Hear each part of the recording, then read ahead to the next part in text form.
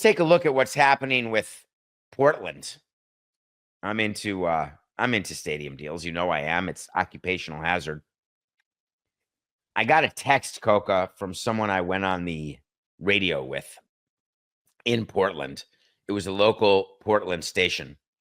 And texted me just the other day, I think it was this weekend, asking whether or not this Oregon State Senate bill that passed, whether or not this means that expansion in MLB is going to Portland.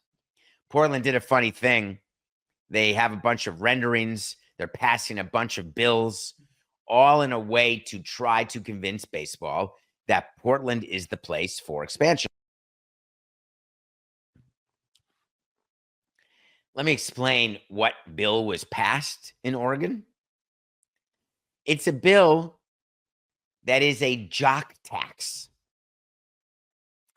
A jock tax is something that doesn't create any extra tax on a fan. It doesn't create any extra tax on a player. This is another example of a tax revenue, a tax stream that is collected and then given back out to the team, to the entity that caused the collection to be made in the first place. So the theory is that players in Portland, on the Portland MLB team, or visiting players who will now play in Portland and have to pay tax in Oregon, because you know that players pay tax in every state in which they play, whether it's 1 game, 3 games, or 19 games. What they're saying is, MLB, we're going to finance a stadium here. We're going to put ourselves in position for you to choose us. And listen to me, my constituents. Listen to me, my people who fear for your safety in downtown Portland because it's become a crack den with needles everywhere. Listen to me. We've got you covered. And the way we've got you covered is that we're going to take all the taxes. If we have a $10 million player and he's paying $5 million because he plays half his games in Portland, whatever tax that would be paid, whatever income tax, state tax, any sort of tax, we will give it right back. All this bill did was raise the cap to $800 million of what can be given to a project that they're claiming is a $2 billion ballpark. And here's the craziest part. If players' salaries don't generate the taxes that they are projecting will be generated, and they cannot get to $800 million in rebates, then that $800 million is gone.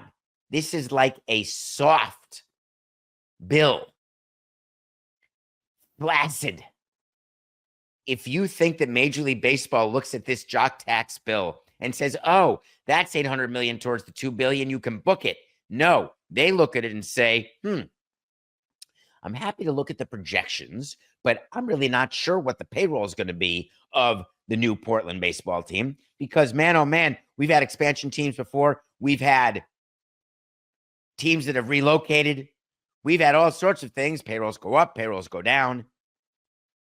We need a promise. I've told people in Montreal, Portland, San Antonio, Nashville, Mexico City, all the different people where Samson, Coca et al. Have done consulting work, we've said the same thing.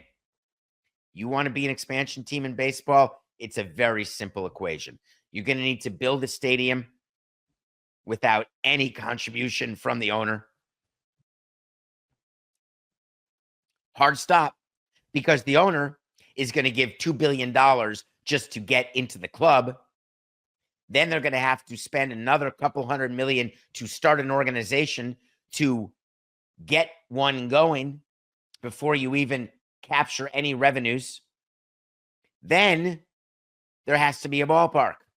None of this Florida Marlins expansion into a football stadium, hoping a new stadium comes somewhere down the pike. The new stadium has to be signed, sealed, and delivered, and you can't have the public, its contribution be hazy.